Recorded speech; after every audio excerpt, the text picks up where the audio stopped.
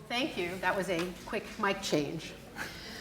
So I'm delighted to be with all of you this afternoon, and my job is, in the very brief time that we have together, is to unveil two really important findings from a Humana survey that was concomitant with the work that you just heard presented by Dr. Smith and her team. And to help me do that, I have some real-life panelists here to help give some in vivo context to the work that Humana has done. So the way we're going to do this is I'm going to roll out two important findings from the survey, and I'm going to ask each of you to comment on those findings and help us contextualize what we found. So Humana canvassed 2,000 folks over the age of 60 and asked them, do you think that you are realistically portrayed in film? And the answer was a resounding no. These folks over 60 all felt, in great majority, that they were not well represented in how they feel about their health, both in body and mind, and how socially engaged they really are, and how technologically savvy they are.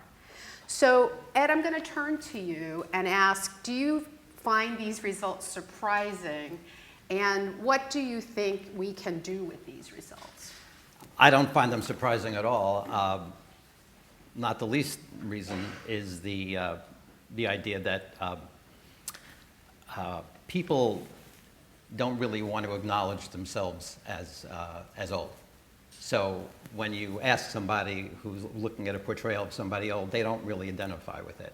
And the other piece of this is that most of the portrayals of older adults, the older adults are used as comic foil, or they're used as a problem to be solved. So I think that people don't want to identify with that. But I think the larger issue is just, in this country, we just look at aging as not us. This isn't us. So if someone is given some characteristics of someone being old, they remove themselves from that, and they don't really see themselves like that way.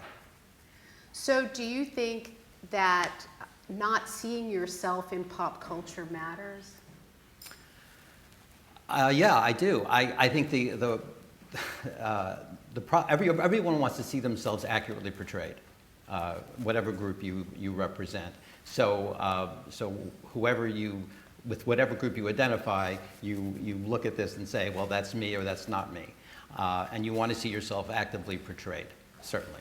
So I agree, and I think having just heard Dr. Smith's finding as a woman of a certain age, a Latina, and somebody who holds a position of authority, apparently I don't exist in film.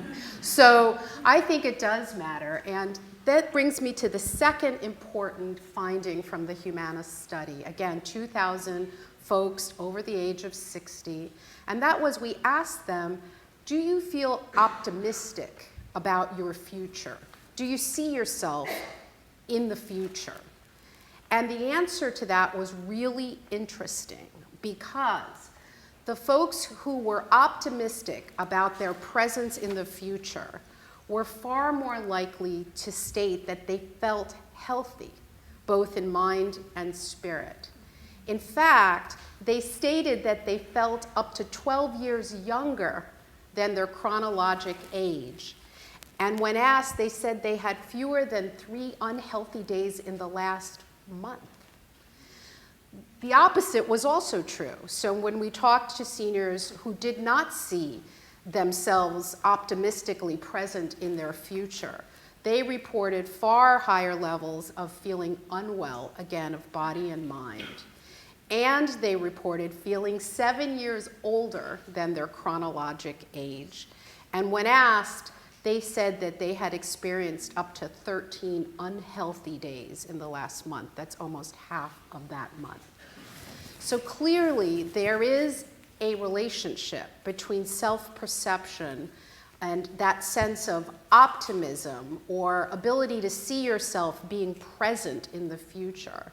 And Geri, I'd like to ask you what you think about that, and then as someone who blogs and influences pop culture in what you do, what do you think? How can other people outside of traditional medicine help shape that sense of resiliency through society?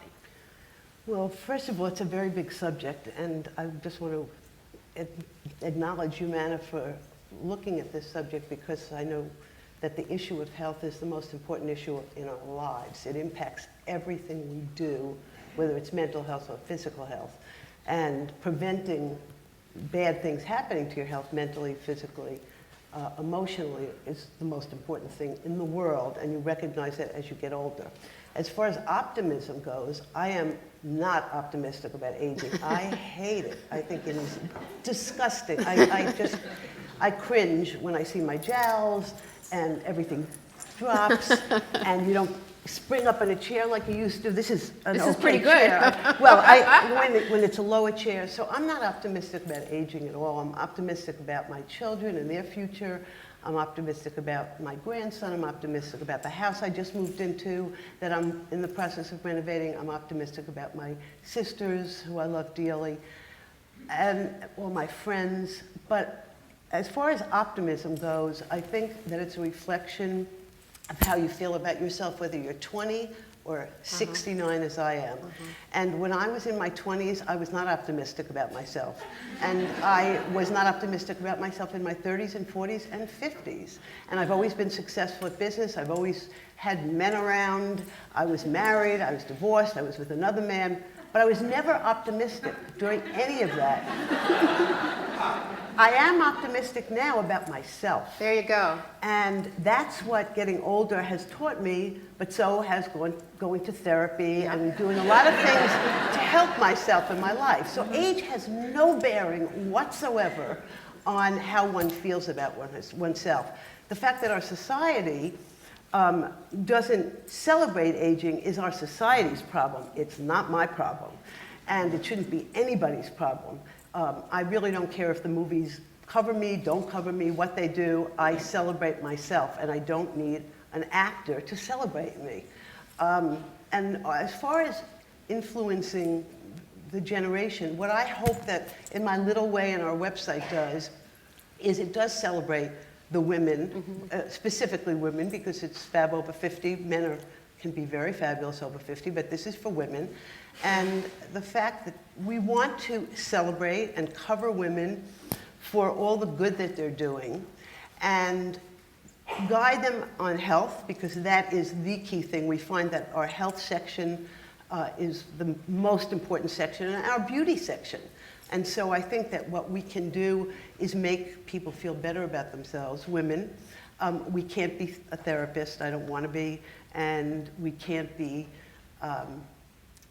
I don't want to be setting trends. I just want every woman, wherever she is, to feel good about herself and to feel healthy. Well, I love that, and who can't agree with that? And I think that although our study looked specifically at people over 60, I think in medicine we are now recognizing that the attitudinal attribute of resilience and optimism is of value at any age, whether acquired by nurturing, nature, or therapy.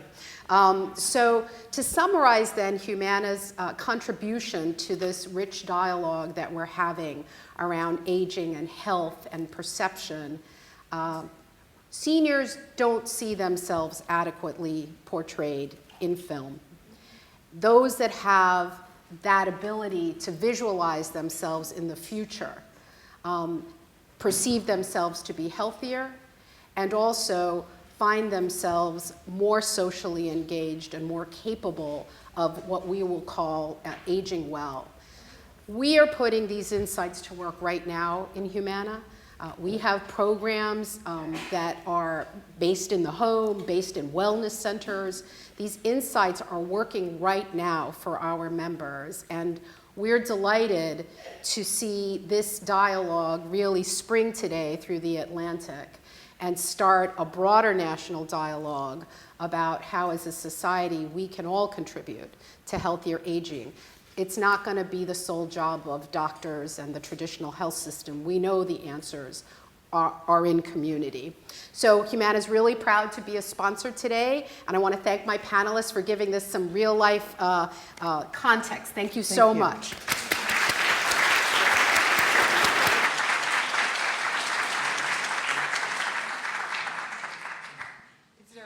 Thank you. Well, thank you very much. Off we go.